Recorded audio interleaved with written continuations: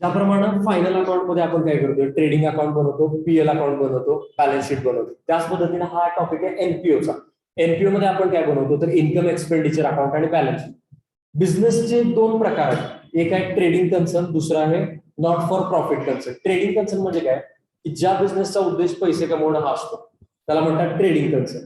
आणि एनपीओ म्हणजे या प्रकारचा बिझनेस की एनपीओ मध्ये नॉट फॉर प्रॉफिट ऑर्गनायझेशन मध्ये नफा कमवणं हा उद्देश नसतो, तर समाजाला एखादी सेवा प्रदान करावी यासाठी बिझनेस केला जातो. लेट्स से की बाबा एखादा हॉस्पिटल आहे, शाळा आहे, कॉलेज आहे, ब्लड बँक आहे, एखादी जिम आहे, एखादं मैदान आहे, तर ह्यांचा उद्देश काय असतो की नफा कमवणं हा नसतो, तर एखाद्या समाजाला समाजाचा स्तर उंचावावा, सामाजिक समाजाला काहीतरी सेवा मिळावी, काहीतरी फॅसिलिटी आपल्या समाजामध्ये क्रिएट व्हावी, याच्यासाठी जो बिझनेस केला जातो त्याला म्हणतात एनपीओ.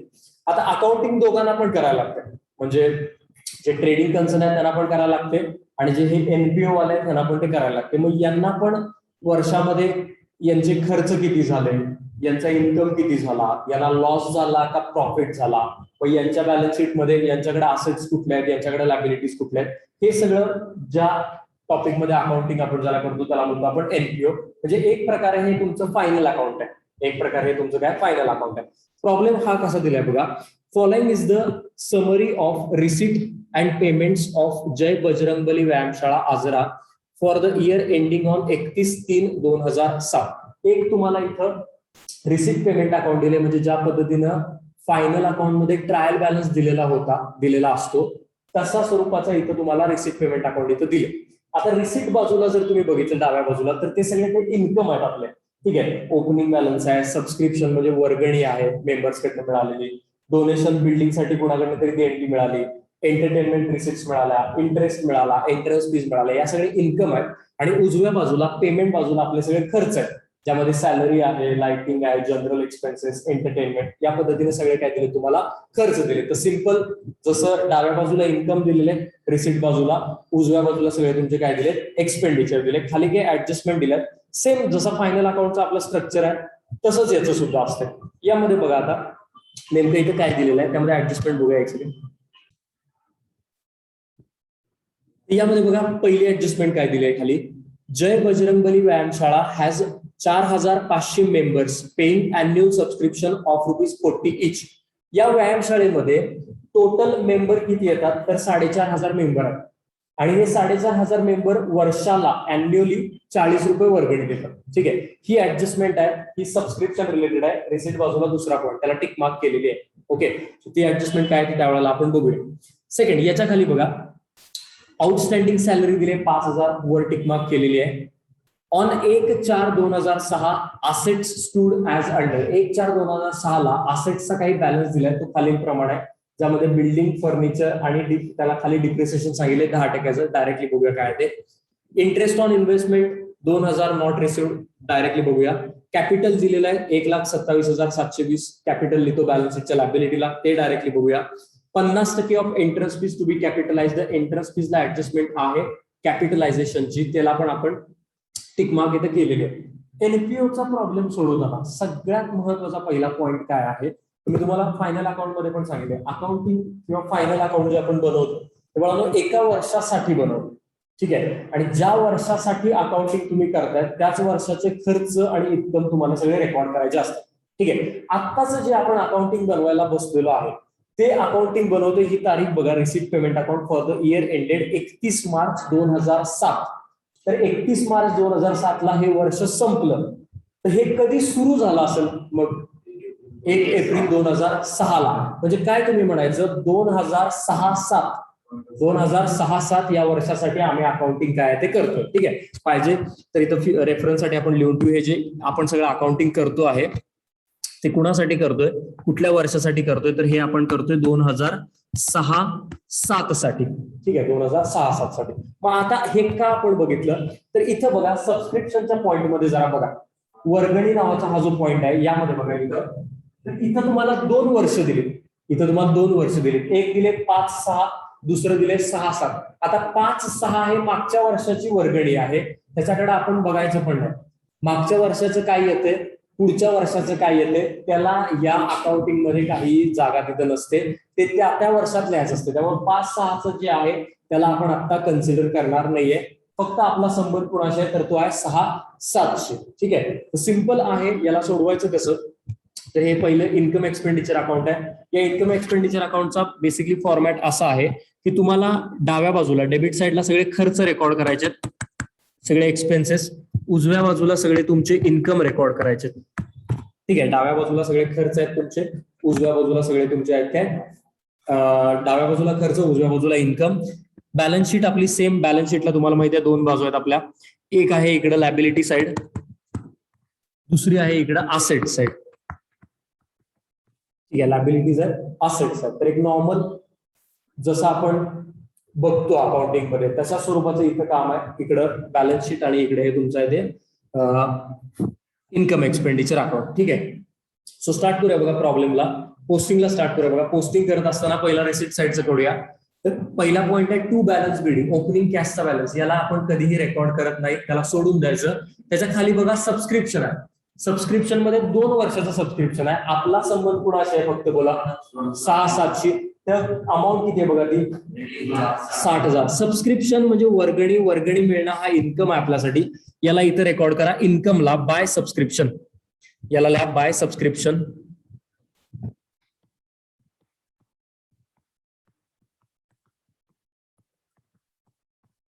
अमाऊंट आहे 1,60,000. ठीक आहे, अमाऊंट आहे 1,60,000. ऍडजस्टमेंट आहे त्याला इनरला दिलं 1,60,000 रुपये ऍडजस्टमेंट आहे म्हणून इनरला. ठीक आहे, चलो नेक्स्ट बघूया. नेक्स्ट पॉइंट काय दिलाय बघा, donations for the building. Amount आहे 50,000. डोनेशन बिल्डिंग साठी मिळालं 50,000 रुपये. डोनेशन मध्ये पैसे जे मिळतात ते 2 प्रकारचे असतात. एक असतात ते कॅपिटल रिसिप्ट, दुसरी असते ती रेव्हेन्यू रिसिप्ट. ठीक आहे, आता हे जे डोनेशन मिळालं याला आपण कॅपिटल रिसिप्ट मानूया आणि याला आपण घ्यायचं कुठं बॅलन्स शीटच्या लॅबिलिटीला. याला बॅलन्स शीटच्या लॅबिलिटीला. डोनेशन फॉर बिल्डिंग अमाऊंट आहे 50,000. Donation for building 50,000. वर कॅपिटलला जागा सोडा 3-4 ओळी मगल्या.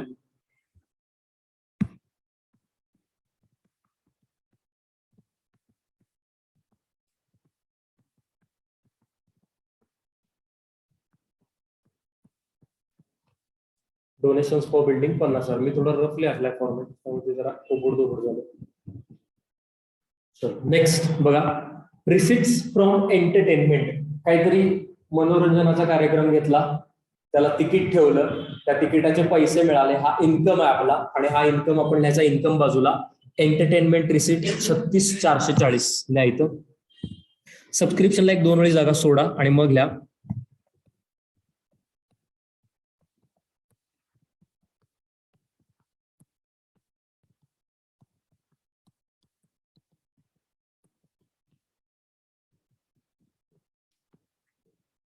येते 36,440 लिहायचं आउटरला. 36,440 रुपये ह्या झाला एंटरटेनमेंट रिसिप्ट्स. ओके, इन्कम आहे म्हणून इकडे दिलाय इन्कम बाजूला. ठीक आहे, नेक्स्ट बघा पुढचा पॉईंट काय दिलाय बघा. इंटरेस्ट दिलाय 3,240. ऍडजस्टमेंट आहे. इंटरेस्ट हा इन्कम आहे, त्याला तिथंच लिहा. याला इथंच लिहा बाय इंटरेस्ट.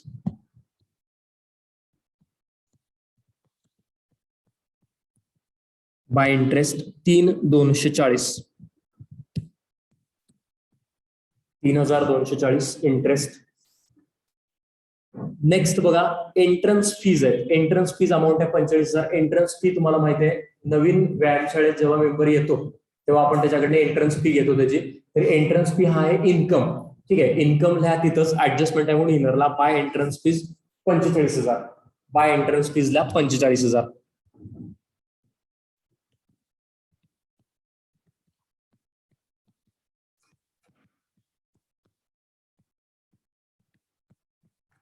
बाय एंट्रन्स फीजला 45,000. ठीक आहे, सो बघा रिसिप्ट बाजू जी होती प्रॉब्लेमची त्याचं पोस्टिंग आपण केलेलं आहे. एक पॉईंट फक्त वेगळीकडे दिला डोनेशनचा, का तर तो कॅपिटल रिसिप्ट होता म्हणून. बाकीचं सगळं आपण काय केलं इन्कम बाजूला इथं लिहिलेलं आहे. ओके, हे क्लिअर आहे. तर जो आहे उजव्या बाजूला पेमेंट बाजूला, पेमेंट बाजूला सगळे खर्च आहेत. ओके, खर्च किंवा असेट आहेत. बघा आता काय सॅलरी दिले 55,000 खर्च आहे. एक्सपेंडिचरला लिहा टू सॅलरी 55,000.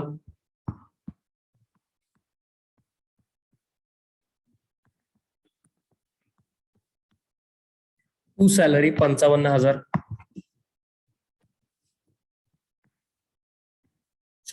इनरला ठीक आहे. नेक्स्ट पुढचा पॉईंट बघा, लाइटिंग 10,000 खर्च आहे, लाईट बिल वगैरे, तर तो इथंच लिहा टू लाइटिंग 10,000.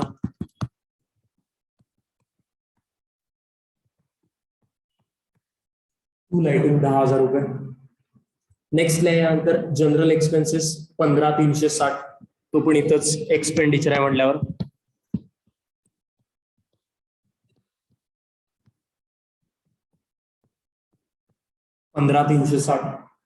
ओके. नेक्स्ट यानंतर टॅक्सेस पेड अमाऊंट आहे 5,000, तो पण इथंच लिहा टू टॅक्सेस पेड 5,000.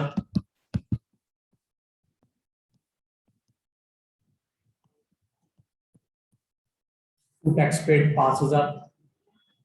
नेक्स्ट पुढे बघा काय आहे, प्रिंटिंग स्टेशनरी 9,440 खर्च आहे, तिथंच लिहा टू प्रिंटिंग स्टेशनरी.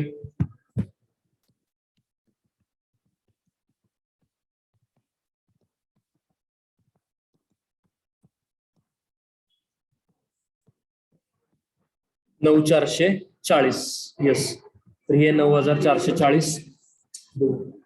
नेक्स्ट पुढे बघा एक्सपेन्सेस, पुढचा पॉईंट बघा, एक्सपेन्सेस पेड फॉर 2005-6 खर्च केला, पण तो कुठल्या वर्षाचा आहे?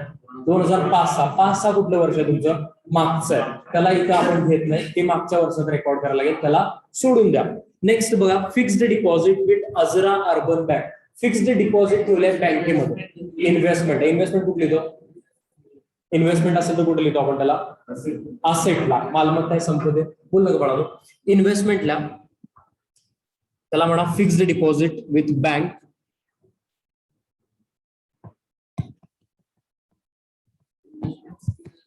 हा काय झालं? सॉरी, इन्व्हेस्टमेंट पण इन्व्हेस्टमेंटच आहे आणि fixed deposit with urban bank सुद्धा इन्व्हेस्टमेंटच आहे. दोन्ही इन्व्हेस्टमेंट आहे, ते तसंच लिहा. हे किती आहे? 40,000 आहे. ठीक आहे, काय हरकत नाही.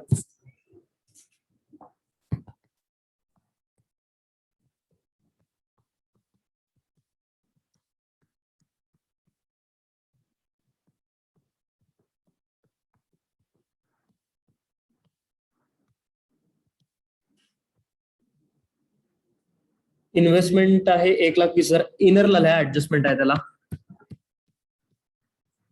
ठीक आहे, इनरला ऍडजस्टमेंट आहे. दोन्ही पण इन्व्हेस्टमेंट आहेत आपल्या बँकेमध्ये. आपण पैसे ठेवले आणि normal investment, both are investment. दोन्ही इन्व्हेस्टमेंट आपण लिहितो कुठे? बॅलन्स शीटच्या असेटला, तर त्याला तिथं बॅलन्स शीटच्या असेटला लिहा. ठीक आहे, झालं.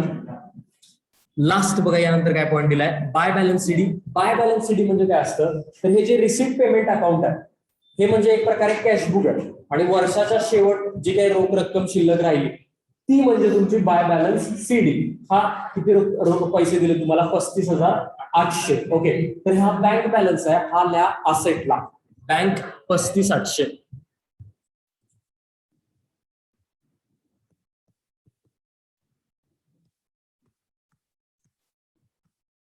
बँकला बॅलन्सला 35,800. पोस्टिंग बऱ्यापैकी समजलं का बघा? ठीक आहे, समजलं तुम्हाला बऱ्यापैकी तरी. ऍडजस्टमेंट बघूया. ऍडजस्टमेंट बघा, थोड्याशा ऍडजस्टमेंट यातल्या ज्या असतात त्या थोड्या फिरवून विचारलेल्या असतात. साध्याच विषय जे बघितलेले आतापर्यंत, तुम्हाला त्याचा संदर्भ लागेल. फक्त बघा की पहिली ऍडजस्टमेंट बघा की ही जी जय बजरंगबली व्यायामशाळा आहे, यांच्याकडे काय सांगितलेली? 4,500 मेंबर आहेत, आणि ते 4,500 मेंबर वार्षिक वर्गणी किती रुपये जमा करतात? 40 रुपये. इथे हिशोब मला असा करायचा की वार्षिक वर्गणी, ठीक आहे, अॅन्युअल सबस्क्रिप्शन जे आहे ते किती जमलं पाहिजे? तर 4,500 मेंबर्स आहेत. ओके, हे तुम्हाला किती रुपये देणार आहेत? 40 रुपये. मग बघा हा गुणाकार किती येतो? हा गुणाकार किती येतो करा.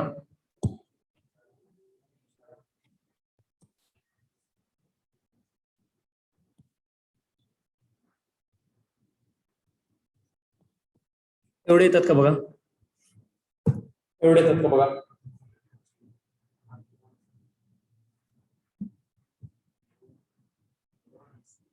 नाही, 1,80,000, सॉरी, 1,80,000 रुपये येतात. येस, टोटल म्हणजे याचा अर्थ काय होतो, अर्थ लक्षात घ्या, कॅल्क्युलेशन जाऊ दे. याचा अर्थ काय होतो की टोटल वर्गणी वर्षाला किती मिळाली पाहिजे मला, 1,80,000. कशी, तर 4,500 मेंबर आहे, प्रत्येक जण बाबा 40 रुपये देतोय, तर मग टोटल झाली पाहिजे किती, 1,80,000. मग ही जी वर्गणी आहे, सबस्क्रिप्शन आहे 1,80,000, ते इथं लिहायचं, ते इथं आउटरला लिहायचं. ठीक आहे, लिहायला याला इथं आउटरला लिहा 1,80,000. 1,80,000. आणि आता विचार करा, इनरला आहे 1,60, इनरला आहेत 1,60 आणि आउटरला आहेत 1,80. म्हणजे काय की अजून 20,000 रुपये येणार आहेत लोकांकडनं. म्हणजे आले किती आता, 1,60 आले, वर्गणी 1,60,000 रुपये लोकांकडून मिळाली, आणि अजून 1,80 पर्यंत येणार आहे टोटल, म्हणजे अजून 20,000 रुपये येणार आहे. त्याला पण आपण अकाउंटिंग मध्ये म्हणतो आउटस्टँडिंग. याला म्हणा ऍड आउटस्टँडिंग, याला म्हणा ऍड आउटस्टँडिंग 20,000. याला म्हणा ऍड आउटस्टँडिंग 20,000.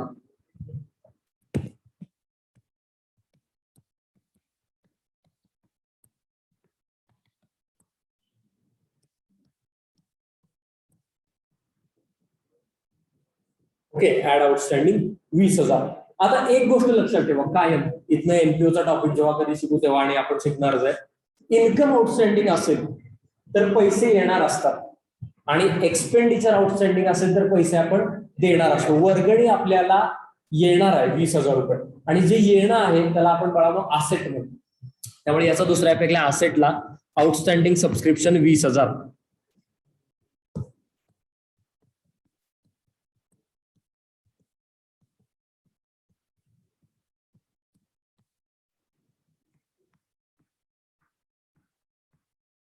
Outstanding subscription 20,000. कळालं तुम्हाला कशी ऍडजस्टमेंट केली आहे ती?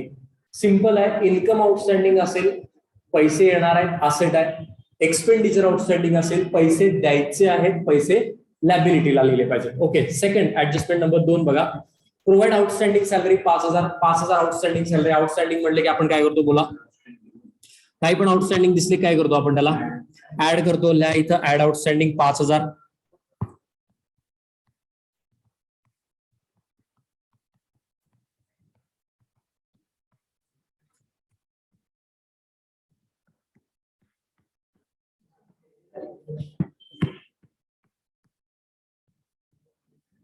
ओके, आता बघा ऍड केलं ह्याला एक्सपेंडिचर आउटस्टँडिंग आहे, पैसे द्यायचे, पैसे द्यायचे, पैसे द्यायचे म्हणल्यावर आपण काय करतो त्याला लॅबिलिटीला. ह्या लॅबिलिटीला आउटस्टँडिंग सॅलरी 5,000.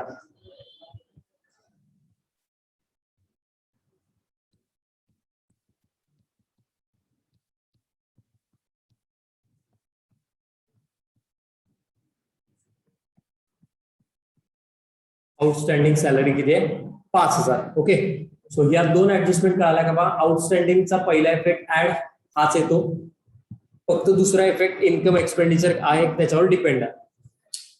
खालची तिसरी ऍडजस्टमेंट बघा. 1/4/2006 ला म्हणजे वर्षाची सुरुवात होत असताना असेट्सची व्हॅल्यू खालील प्रमाणे होती. पहिली लँड बिल्डिंग 60, फर्निचर 46. असेट आहेत त्या असेटला लिहून घ्या. पहिलं दिले लँड बिल्डिंग, लिहा तिथं, लिहा तिथं लँड बिल्डिंग 60,000.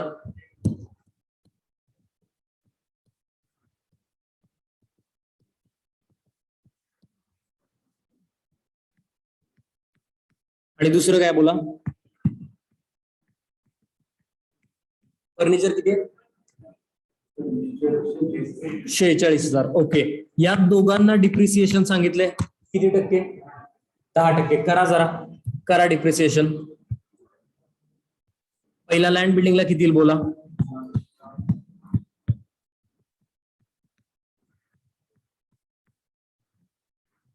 अ 60 मधनं 6 गेले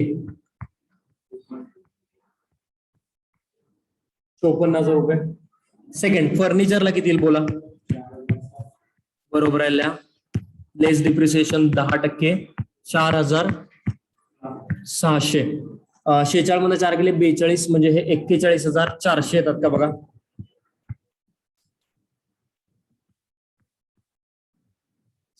ठीक आहे, कळालं तुम्हाला. डिप्रिसिएशन बॅलन्स लिहिला असेटचा, वजाबाकी केली. दुसरा इफेक्ट, डिप्रिसिएशन हा खर्च आहे का उत्पन्न आहे बोला, खर्च आहे, मग त्याला एक्सपेंडिचरला लिहा टू डिप्रिसिएशन. याला लिहा टू डिप्रिसिएशन.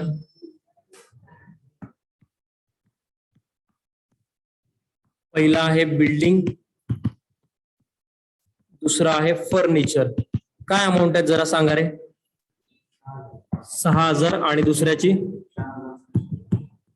टोटल किती होते? 10,600. या बाहेरल्या झाले. कळाली ऍडजस्टमेंट. सिंपल आहे. ओके नेक्स्ट पुढे बघा. Interest on investment 2,000 is not received. आपण जी गुंतवणूक केली त्याच्यावरचं 2,000 रुपये व्याज अजून आलेलं नाही, पण ते याच वर्षाचं आहे म्हटल्यावर त्याला ऍड करायला पाहिजे. तर इंटरेस्ट ऑन इन्व्हेस्टमेंट दिली असेटला, त्यामध्ये याला ऍड करतो आपण. लिहा तिथं ऍड इंटरेस्ट 2,000. ऍड इंटरेस्ट 2,000 इथे इन्व्हेस्टमेंट मध्ये लिहा.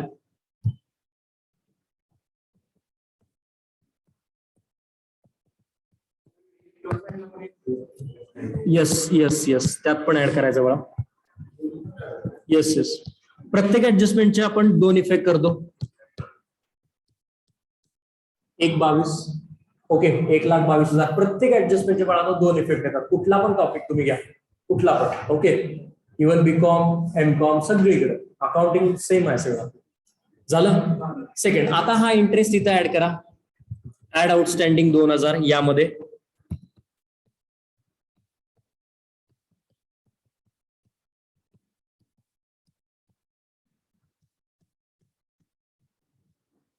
तीन आणि 2 5 240.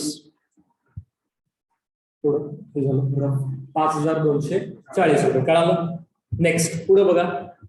कॅपिटल दिले तुम्हाला 1,27,720. ही काय ऍडजस्टमेंट नाहीये, इन्फॉर्मेशन आहे. कॅपिटल कुठे लिहितो आपण? बॅलन्स शीटच्या लॅबिलिटीला लिहा तिथं कॅपिटल 1,27,720.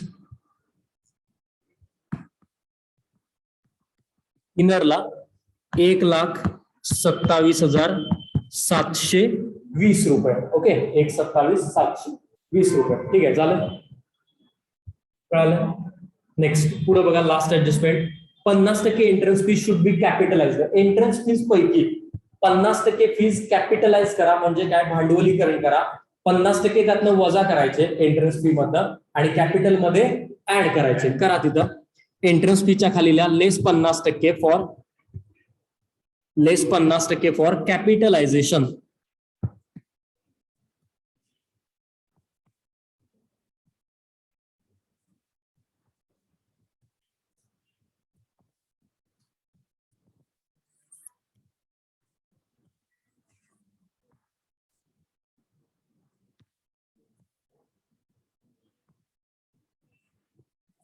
एक सेकंड.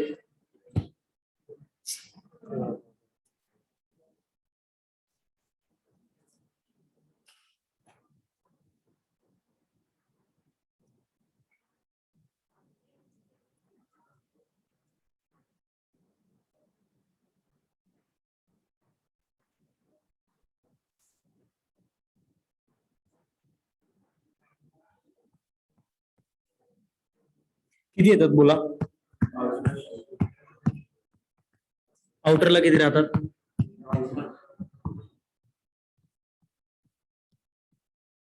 येस. आता हे कॅपिटल मध्ये ऍड करा.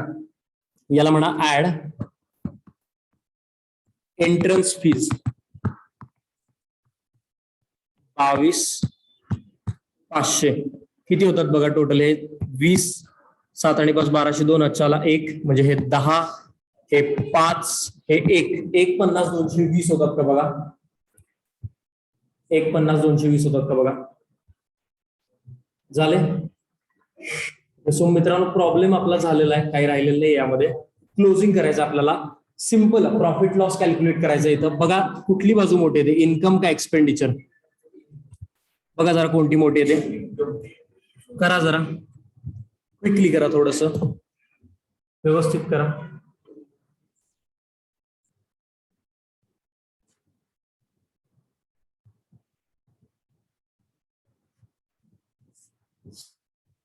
दोन 44 180 येते का बघा? करा जरा. 2 44 180 येते का बघा?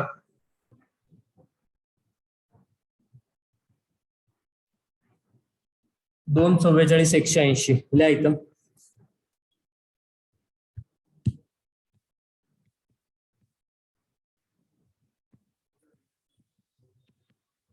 ओके, यातनं आता ही एक्सपेंडिचर साइड वजा करा. वजा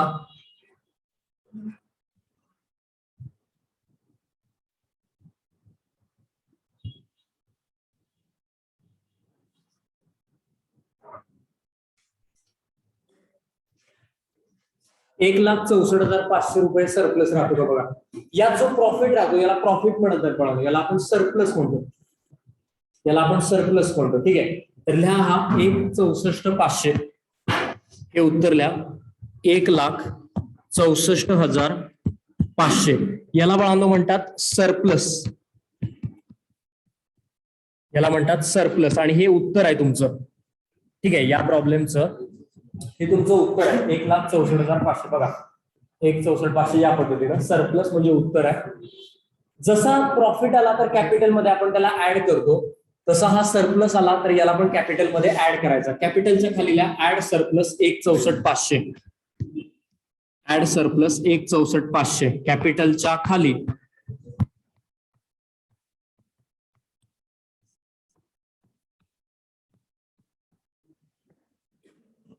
हे 20, 5 आणि 2 7, 4, 6 आणि 5 1100, 1 हातच्याला 1, 3,14,720 येतात का बघा. 3,14,720 येतात का बघा.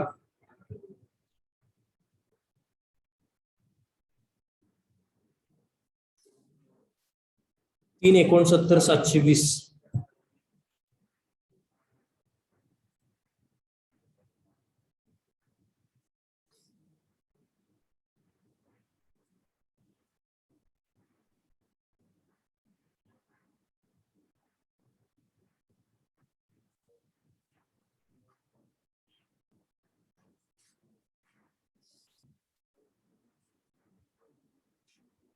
किती येते बघा.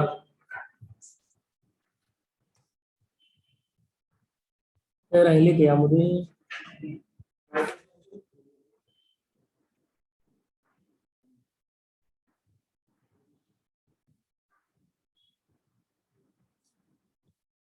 उत्तर किती दिले तिथं.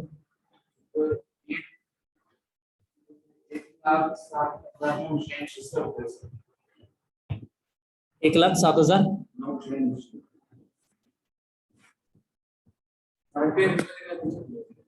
बेरजीत काय नसेल चुकलं आपलं, बघा तरी पण जरा एकदा.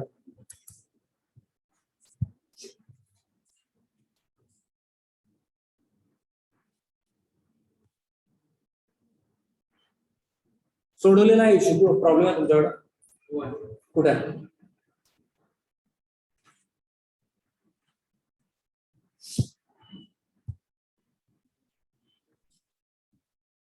एक मिनिट, हे आता जे मिस्टेक झाले ना तेवढं 2 मिनिटं खोडा. एक पॉईंट राहिला यामध्ये आल्या.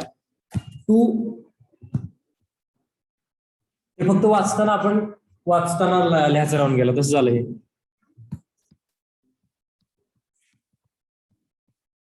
किती अमाऊंट आहे एंटरटेनमेंट एक्सपेंडिचर. 25,800. ओके, मग सरप्लस किती येतो आता.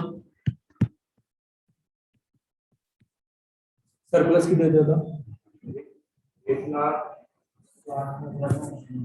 1,07,980. एवढ्याला करेक्ट करा. 1,07,980. 1,07,980 याला ऍड करा इथं आता. हे पण एवढं करेक्ट करा. कॅपिटलच्या खाली 1,07,980.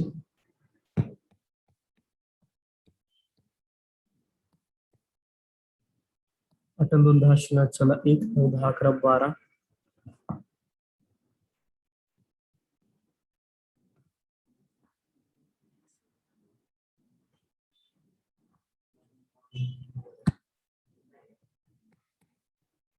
$2,58,200. टोटल किती येतं बॅलन्स शीटचे.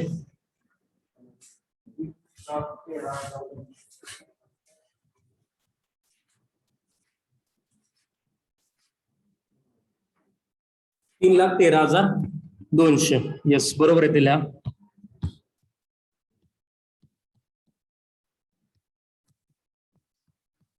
एक मिस्टेक झाली त्यामुळे तेवढासा गोळ झाला, बाकी काय नाही.